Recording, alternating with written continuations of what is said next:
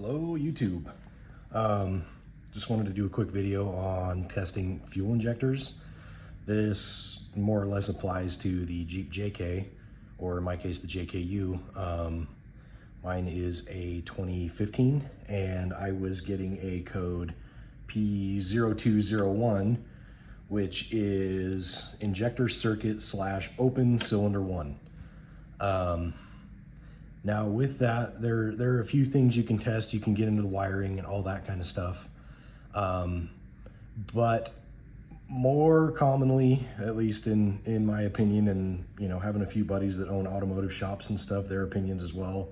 I kind of took a group poll, called in all the homies, and decided to ask them what they thought of the situation. And we all kind of came to the agreement that the injectors are usually the problem. Now, that being said, this is the injector that came out to be faulty. It is a factory Mopar fuel injector. I believe, from what I can tell, all of them that I could see are the same. Yeah, if I can get this camera to focus a little bit. There's your little Pentastar logo there. Mopar part number, probably pretty blurry, but anyway, yeah. So I was getting this code P0201. Car was running a little bit weird. It was kind of an intermittent issue, and it had been running weird for a couple weeks before I ever even got this code. I would be sitting at a stoplight, would get random engine vibrations, that kind of thing. And it would come and go, and then it would, all of a sudden be smooth, driving down the road, being just fine. And then it always kind of seemed to be more noticeable at idle. And finally, one day I started it up and this check engine light code appeared, and I thought, okay, thank God. So I'm not looking for, just random problems that I can't really diagnose with basic tools. Thankfully there was a code involved with this, so I wasn't just throwing the parts cannon at it. Anyways, this, I pulled the injector, got it out, replaced it with a new one that I bought off Amazon. I'll show you this here. This is the A Premium fuel injector set, which they're Chinese.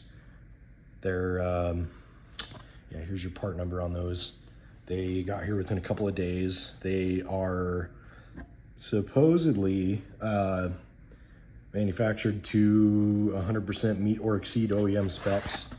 And not only are they sold on Amazon, they're sold on websites like, I believe, extremeterrain.com, which is a pretty big retailer of Jeep parts. On there, they were like 20 bucks more than they were on Amazon. So keep that in mind. But these injectors should be good for a lot of other Chrysler, Dodge products that run the 3.6 liter engine. Anyways, getting into it. So these are my new injectors. You'll notice one's missing. That's the one I replaced. This is the factory one. Again, here you go. Just quick visual. So anyways, I don't have fuel injection testing stuff. I don't have Noid lights to be able to test the wiring. So I am kind of stuck with a multimeter. Either this, which is an Astro AI. I think it was like a $15 special on Amazon, just something I bought to throw in the tool bag. And I also have a Fluke T5 1000 that I bought when I was still doing electrical work before I moved into another trade. Anyways, same concept applies for a lot of multimeters. What you're gonna wanna do is you're gonna switch it on, of course, so this is off. We're gonna switch it to on. We're gonna switch it to this mode here, which is ohms. Looks like a little horseshoe. Hopefully you can see that. And right now it's gonna say OL, which stands for open line. You're gonna take your two probes. You are going to go into the electrical connection of the injector, and you'll see you have these two pins here, this one and this one. I don't think it matters which direction. I can probe it either way and show you. It's kind of hard to do, so forgive me. I've got a kind of a ghetto camera rig here holding this while I'm trying to do this, but you're gonna wanna hit both pins with your meter.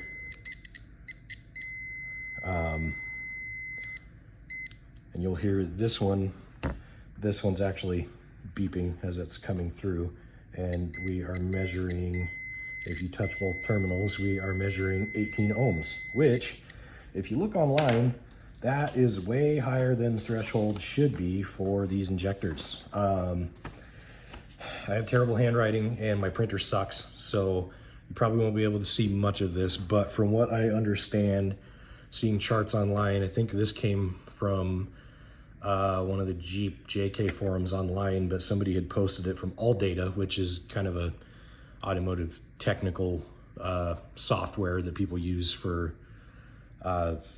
automotive shops, that kind of stuff, and they tell you different procedures for testing circuit resistance. They can, I mean, it's everything. It's testing every component you have on a car. Anyways, make a long story short, what they give you is a chart, which I kind of blew up and drew down here.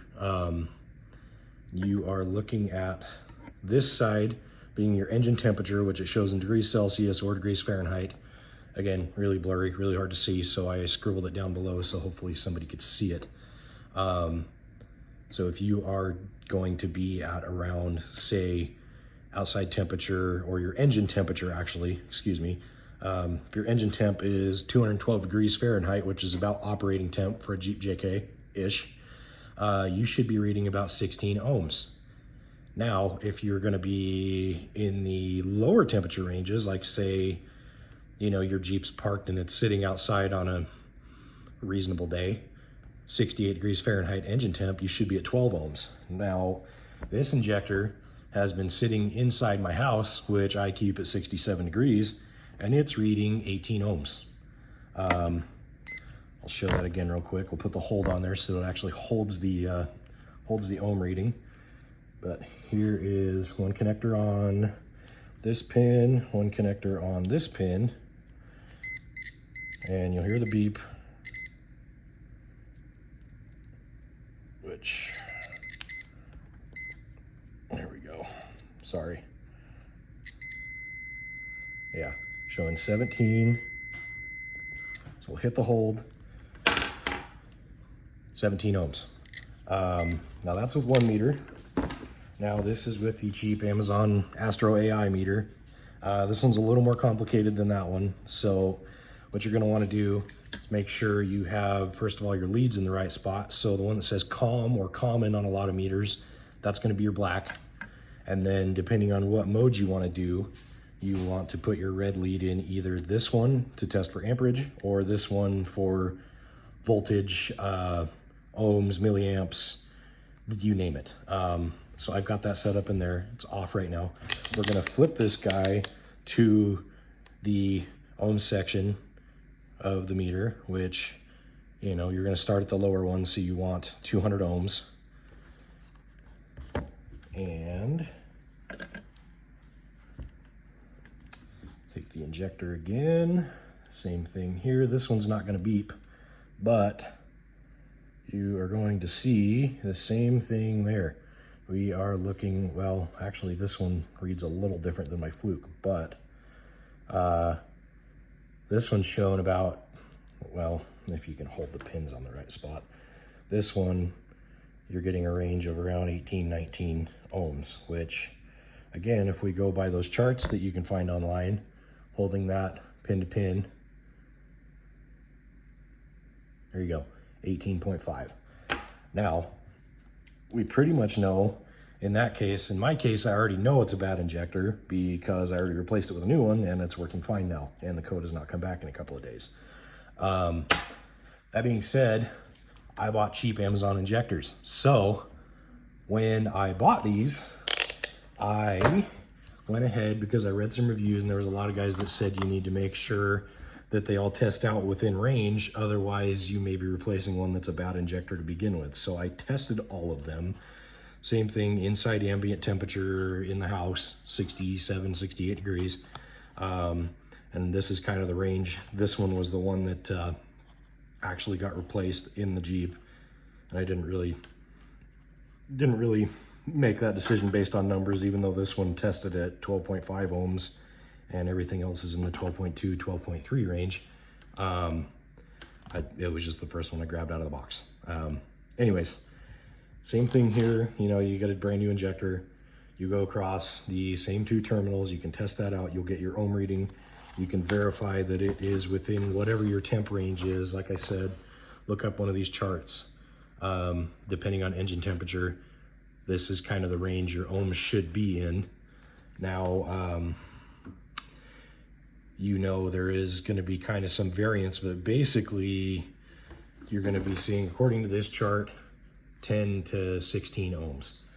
Now, you can do this in the car as well, which is actually what I did. A little more difficult because you got to get the electrical connectors off, and on a Jeep JK, they kind of crammed 10 pounds of junk in a 5-pound sack with the engine. So there's a whole lot of crap that covers this little guy. Anyways, that was just a brief rundown. Hopefully it helps some of you guys. Thanks. Have a good one.